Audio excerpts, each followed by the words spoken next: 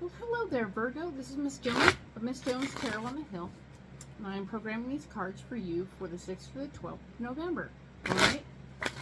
We have the 3 cards in front of us from the overview video, and I am going to finish this program them.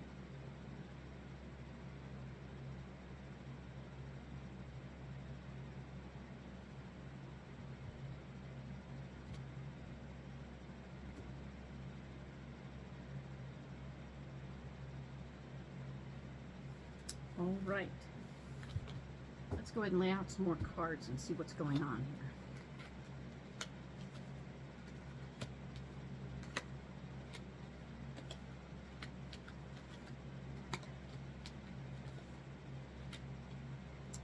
Alrighty then, so let's just see. We have a Knight of Pentacles, which was you fighting for your worth and value, right?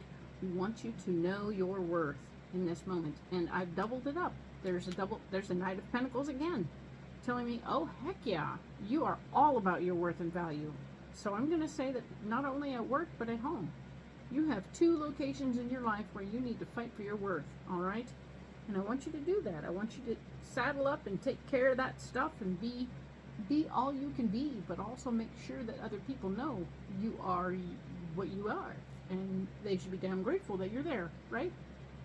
So there is an opportunity here to look back and remember that you've had power in the past and you may have screwed that up a little bit.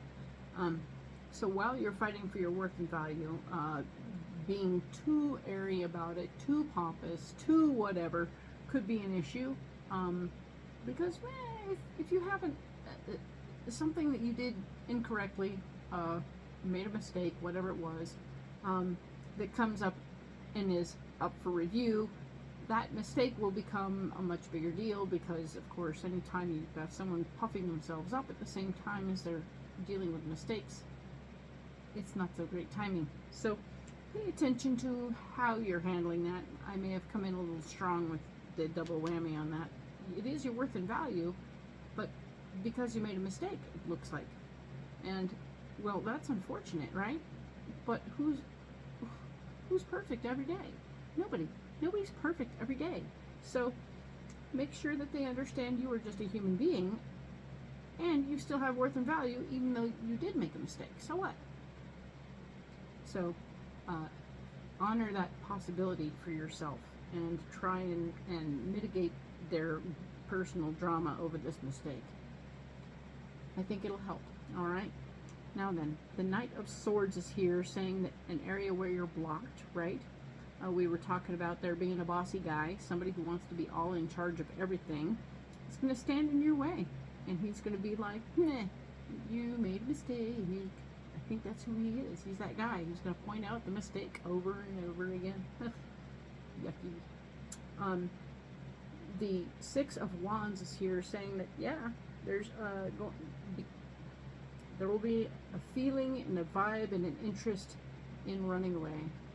There's just wanting to take your ideas and do your own thing and get away from this guy and get away from all this silly drama, because it's a lot. It feels very high intensity pressure, and nobody likes that. So it will take a certain amount of buckling down, relaxing, breathing through this situation to come to the other side of it, because you really are frustrated by it all. It's making you dig deep and grow in a certain direction that's just uncomfortable.